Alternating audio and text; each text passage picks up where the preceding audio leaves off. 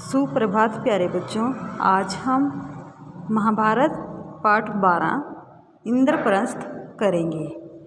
इसमें द्रौपदी के स्वयंवर के बाद पांडव इंद्रप्रस्थ चले जाते हैं। ठीक है, क्या है, द्रौपदी के स्वयंवर में जो कुछ हुआ था उसकी खबर जब हस्तिनापुर पहुंची तो विदुर बड़े खुश हुए। धृतराष्ट्र के पास दौड़े गए और बोले, पांडव अभी जीवित हैं। राजा द्रुपद की कन्या को स्वयंवर में अर्जुन ने प्राप्त किया है। पांचों भाइयों ने विधिपूर्वक द्रौपदी के साथ ब्याह कर लिया और कुंती के साथ वे सब द्रुपद के यहाँ कुशल से हैं। यह सुनकर धृतराष्ट्र हर्ष प्रकट करते हुए बोले, भाई विदुर, तुम्हारी बातों से मुझे असीम आनंद हो रहा है। राजा द्रुपद की बेटी हमारी बहू बन गई है, यह बड़ा ही अच्छा हुआ। उधर दुर्योधन को जब मालूम हुआ कि पांडव ने लाख के घर की भीषण आग से किसी तरह बचकर 1 वर्ष तक कहीं छिपे रहने के बाद अब पराक्रमी पांचाल राजा की कन्या से विवाह कर लिया है, अब वे पहले से भी अधिक शक्तिशाली बन गए हैं, तो उनके प्रति उसके मन में ईर्ष्या की आग और अधिक प्रबल हो उठी। तब दबा हुआ वैर फिर से जाग उठा, यानी कि जो उसके मन में उनके लिए द्वेष था, वैर भाव था, लड़ाई झगड़ा जो जैसे उनसे देख कर जलता था, वो फिर से जाग उठा। दुर्योधन और दुशासन ने शकुनी को अपना दुखड़ा सुनाया। मामा, अब क्या करें? अब तो द्रुपद कुमार धृष्टद्युम्न और शिखंडी भी उनके साथी बन गए हैं। उसके बाद कर्ण और दुर्योधन धृतराष्ट्र के पास गए और एकांत में उनसे दुर्योधन ने कहा, पिताजी, जल्दी ही हम ऐसा कोई उपाय करें जिससे हम सदा के लिए निश्चिंत हो सकें। धृतराष्ट्र ने कहा, बेटा, तुम बिल्कुल ठीक कहते हो, तुम ही बताओ अब क्या करना चाहिए।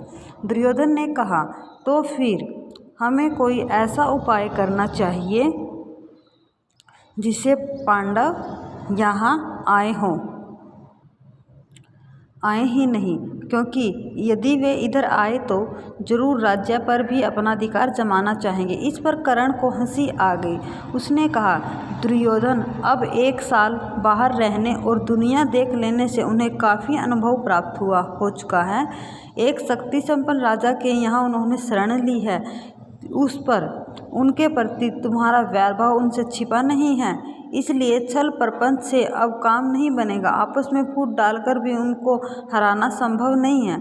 राजा द्रुपद धन के प्रलोभन में पड़ने वाले व्यक्ति भी नहीं है। लालच देकर उनको अपने पक्ष में करने का विचार बेकार है। पांडवों का साथ वे कभी नहीं छोड़ेंगे। द्रौपदी के मन में पांडवों के प्रति घृणा पैदा हो ही नहीं सकती। ऐसे विचार की ओर ध्यान देना भी ठीक नहीं है। हमारे पास केवल एक ही उपाय रह गया है और वह है कि पांडवों की ताकत बढ़ने से पहले उन पर हमला कर दिया जाए। कर्ण तथा अपने बेटों की परस्पर विरोधी बातें सुनकर धृतराष्ट्र इस बारे में कोई निर्णय नहीं ले सके। वे पितामह भीष्म तथा आचार्य द्रोण को बुलाकर उनसे सलाह मशविरा करने लगी। पांडु पुत्रों के जीवित रहने की खबर पाकर पितामह भीष्म के मन में भी आनंद की लहरें उठ रही थी। भीष्म ने कहा, बेटा, वीर पांडवों के साथ संधि करके आधा राज्य उन्हें दे देना ही उचित होगा। आचार्य द्रोण ने भी यही सलाह दी। अंग नरेश कर्ण भी इस अवसर पर धृतराष्ट्र के दरबार में उपस्थित थे। पांडवों को आधा राज्य देने की सलाह उसे बिल्कुल अच्छी न लगी। दुर्योधन के प्रति कर्ण के हृदय में अपार स्नेह था। इस कारण द्रोणाचार्य की सलाह सुनकर उसके क्रोध की सीमा न रही। वह धृतराष्ट्र से बोला, राजन, मुझे यह देखकर बड़ा आश्चर्य हो रहा है कि आचार्य द्रोण भी आपको